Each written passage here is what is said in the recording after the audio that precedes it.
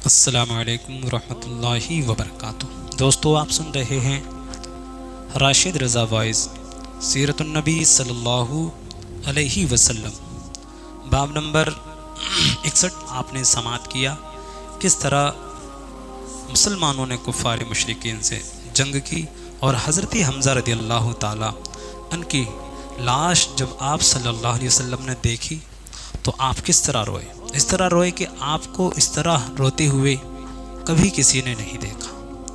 باب نمبر 62 لے کر حاضر ہوئے ہیں غزوہ احد کا انجام۔ ہم یہ نہیں کہہ سکتے کہ اس غزوے میں مسلمانوں کی شکست ہوئی اور کفار فتح یاب ہو کر لوٹے، کیونکہ اس زمانے کے دستور کے مطابق مشرکین نے 3 دن تک میدان جنگ میں قیام نہیں کیا، بلکہ ابو سفیان نے شام بھی نہ ہونے دی اور اپنے لشکر کو لے کر مکہ بھاگ گیا۔ اگر مشرکین کی فتح ہوئی ہوتی تو وہ مسلمانوں کے کیمپ میں آ کر یا تعقب کر کے انہیں قید کرتے، لیکن ایک بھی مسلمان ان کی گرفت میں نہیں آ سکا۔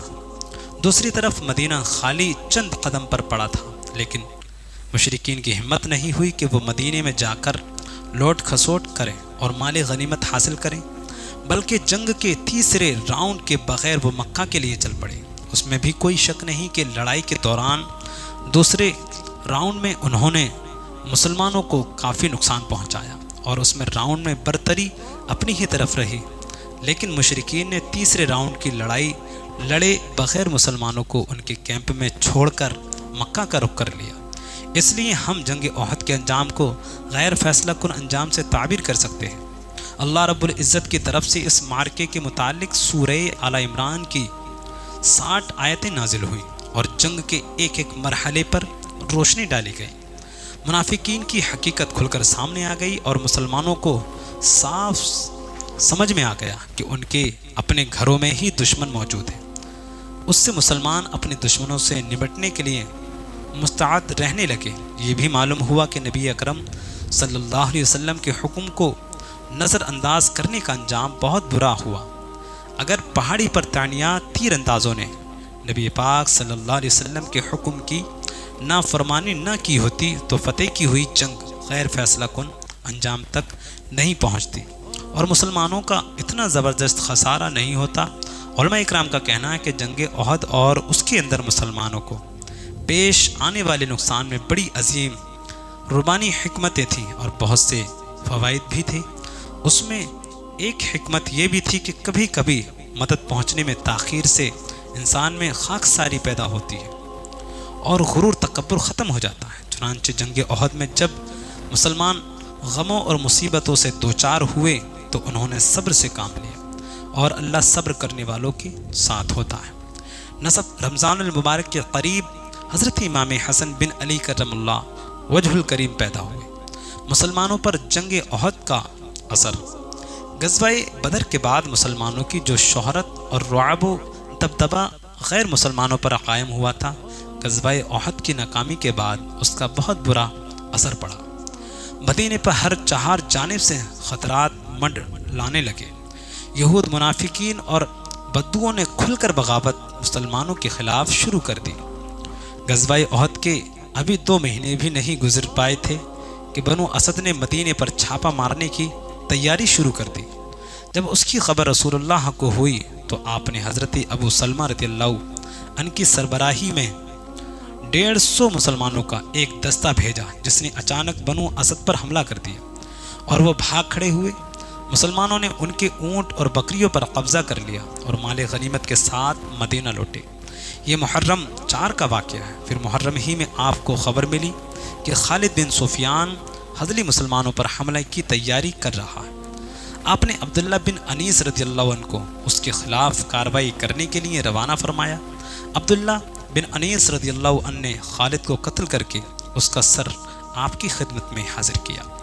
سفر 4 میں آپ کے پاس ازل اور قارہ کے کچھ لوگ آئے اور آپ سے کہا کہ ان کے یہاں اسلام کا کچھ چرچا ہے، لہٰذا آپ کچھ افراد کو دین سکھانے اور قرآن پڑھانے کے لیے ان کے ساتھ روانہ فرما دیں۔ آپ نے ان کے ساتھ 10 صحابہ اکرام رضی اللہ عنہم اجمعین کو روانہ فرمایا اور حضرت عاصم بن ثابت रदी अल्लाह अन्हु को उनका अमीर बनाया। जब ये लोग राबिग और जिद्दा के दरमियान कबीला हज़ेल के रजी नामी एक चश्मे पर पहुँचे तो उन पर गज़ल और क़ारा के मज़कूरा अफराद ने कबीला हज़ेल की एक शाख बनो लिहान को चढ़ा दिया और बनो लिहान के सैकड़ों तीर अंदाजों के पीछे लग गए, जिसमें 7 सहाबा शहीद कर दिए गए। सिर्फ खबीब ज़ैद बिन साबित दसना और एक सहाबी अमान देने के लिए अहद पर टेले से नीचे उतरे तो बनो लिहान ने बदअहदी कर दी। उस पर तीसरे सहाबी ने उनके साथ जाने से इनकार कर दिया। उस पर बनो लिहान ने उन्हें कत्ल कर दिया और खबीब और ज़ैद बिन साबित रज़ी अल्लाह अन्हुमा को मक्का ले जाकर बेच दिया। उन दोनों अफराद ने बदर के रोज़ अहले मक्का के सरदारों को कत्ल किया था। जब खबीब रज़ी अल्लाह उनको सूली पर हरम से बाहर तनईम ले जाकर मुशरिकीन ने चढ़ाना चाहा तो उन्होंने 2 रकात नमाज पढ़ने के लिए वक्त मांगा और मुशरिकीन की इजाज़त से जल्दी जल्दी 2 रकात नमाज पढ़ी और सलाम फेर कर फरमाया, बाखुदा अगर तुम लोग ये न समझते कि मैं घबराहट की वजह से देर कर रहा हूँ तो नमाज कुछ और लंबी पड़ता। फिर फरमाया, ए अल्लाह उन्हें एक एक करके गिन ले फिर उन्हें बखेर कर मारना और उनमें से किसी एक को बाकी न छोड़ना। उसके बाद अबू सुफियान ने खबीब रज़ी अल्लाह अन्हु से कहा, क्या तुम्हें ये बात पसंद आएगी कि तुम्हारे बदले मोहम्मद हमारे पास होते, हम उनकी गर्दन मारते और तुम अहलो अयाल में रहते।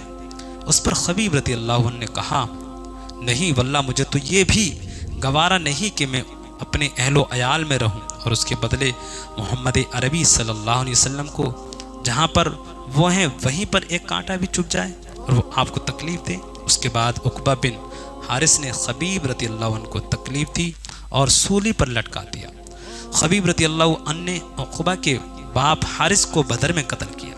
हज़रत उमर बिन उमैया ज़मरी रज़ी अल्लाह अन्हु झांसा देकर ज़बरदस्ती खबीब रज़ी अल्लाह अन्हु की लाश को उठा लाए और दफन किया। खबीब रज़ी अल्लाह अन्हु ने ही कत्ल के मौके पर 2 रकात नमाज पढ़ने का तरीका ईजाद फरमाया। उन्हें क़ैद में देखा गया था कि अंगूर खा रहे हैं, हालांकि वो अंगूर का मौसम नहीं था। दूसरे सहाबी ज़ैद बिन दसना रज़ी अल्लाह अन्हु को सफ़वान बिन उमैया ने अपने बाप के बदले में कत्ल किया। कुरैश ने अपने आदमियों को आसिम रज़ी अल्लाह अन्हु की लाश या जिस्म का कोई हिस्सा हासिल करने के लिए भेजा था, लेकिन अल्लाह ने मधुमक्खियों भेड़ों का झुंड भेज दिया। फिर वो लोग आसिम रज़ी अल्लाह अन्हु की लाश के पास नहीं पहुंच सके। हज़रत आसिम रज़ी अल्लाह अन्हु ने कुरैश के किसी बड़े आदमी को बदर के रोज़ कत्ल किया था। हज़रत आसिम रज़ी अल्लाह अन्हु ने अल्लाह से ये अहद कर रखा था कि ना वो किसी मुशरिक को छुएंगे और ना कोई मुशरिक उन्हें छुएगा। इस वाक़ये की खबर जब हज़रत उमर रज़ी अल्लाह अन्हु को हुई तो वो फरमाया करते थे कि अल्लाह मोमिन बंदे की हिफाजत उसकी वफ़ात के बाद भी वैसे ही करता है जैसे उसकी ज़िंदगी में करता है। उसी महीने में यानी सफ़र में अबू बरा आमिर बिन मालिक आपकी खिदमत में हाजिर हुए तो आपने उसे इस्लाम की दावत दी, लेकिन ना तो उसने इस्लाम कबूल किया और ना ही इस्लाम को नफ़रत की निगाहों से देखा। कहने लगा कि मुझको अपनी कौम का ख्याल है, आप कुछ लोगों को मेरे साथ नजद में चलकर इस्लाम की दावत दें। आपने फरमाया, मुझे अहले नजद से अंदेशा है कि वो उन मुसलमानों को नुकसान न पहुँचाएँ। अबू बरा ने कहा कि मैं उसकी ज़मानत लेता हूँ, उनके बारे में अंदेशा ना करें। उस पर आपने मंजर बिन उमरो सादी रज़ी अल्लाह अन्हु के साथ 70 सहाबा रज़ी अल्लाह अन्हुम को रवाना फरमाया। ये 70 असहाब सबके सब कारी और कुरान के हुफ़ाज़ थे। जब ये लोग अर्ज़ बनु आमिर और मरा बनु सलीम के दरमियान बैर मऊना पहुँचे तो रसूलुल्लाह का ख़त हरम बिन मलजान रज़ी अल्लाह अन्हु के हाथ आमिर बिनुल तुफ़ैल के पास पहुँचा। ये आमिर बिनुल तुफ़ैल अबू बरा आमिर बिन मालिक मज़कूर का भतीजा था। उसने उस ख़त को पढ़ा था। उसने उस ख़त को पढ़ा तक नहीं और हरम बिन मलजान रज़ी अल्लाह अन्हु को शहीद कर दिया। फिर अपनी कौम बनु आमिर से कहा कि उन तमाम मुसलमानों को कत्ल कर दो, लेकिन बनु आमिर ने इनकार कर दिया। तब उसने बनु सलीम से कहा। चुनांचे बनु सलीम के 3 कबीले अस्या, रेहल और ज़कवान सहाबा का मुहासरा कर लिया और सब मुसलमानों को शहीद कर दिया। अबू बरा आमिर बिन मालिक को اس حادثے کا بڑا رنج ہوا۔ اس کے امان میں اس کے بھتیجے نے فطور ڈالا اور اسی غم میں چند روز کے بعد وہ مر گیا۔ دو صحابی رضی اللہ عنہ، حضرت عمر بن امیہ زمری اور حضرت منذر بن عقبہ رضی اللہ عنہما، جو کہ اونٹ چرا رہے تھے، انہوں نے چڑیوں کو منڈلاتے ہوئے دیکھا تو جائے واردات پہنچے۔ منذر رضی اللہ عنہ تو لڑتے ہوئے شہید ہو گئے، جبکہ عمر بن امیہ زمری رضی اللہ عنہ قبیلہ مزر سے قید کر دیے واردات پر پہنچے، اور وہاں پر جبکہ عمر بن امیہ زمری رضی اللہ عنہ قید کر لیے گئے تھے، لیکن جب بتایا گیا کہ ان کا تعلق قبیلہ مزر سے ہے تو عامر بن الطفیل نے ان کی پیشانی کے بال کٹوا کر اپنی ماں کی طرف سے آزاد کر دیا، کیونکہ اس کی ماں نے ایک غلام آزاد کرنے کی منت مانگی ہوئی تھی۔ جب عمر رضی اللہ عنہ مدینے آ رہے تھے تو راستے میں انہیں دو شخص بنو عامر سے تعلق رکھنے والے ملے۔ عمر بن امیہ زمری رضی اللہ عنہ نے موقع پا کر ان دونوں کو قتل کر دیا۔ ان دونوں کے پاس رسول اللہ کا عہد تھا، مگر عمر رضی اللہ عنہ نہیں جانتے تھے اور یہ سمجھ رہے تھے کہ ساتھیوں کا بدلہ لے رہے ہیں۔ جب عمر رضی اللہ عنہ مدینہ پہنچے اور رسول اللہ کو 70 صحابہ رضی اللہ عنہم کی شہادت کی خبر ہوئی تو اس المیہ نے جنگ احد کی یاد تازہ کر دی۔ اب رسول اللہ ان قبیلوں کے لیے 1 مہینہ تک صبح کی نماز میں بد دعا کرتے رہے، یہاں تک کہ اللہ نے آپ کے پاس وحی نازل کی جو بعد میں منسوخ ہو گئی۔ وہ وحی یہ تھی، ہماری قوم کو یہ بتلا دو کہ ہم اپنے رب سے ملے تو وہ ہم سے راضی ہے اور ہم اس سے راضی ہیں۔ عامر بن طفیل 1 مہینے کے بعد طاعون سے ہلاک ہو گیا۔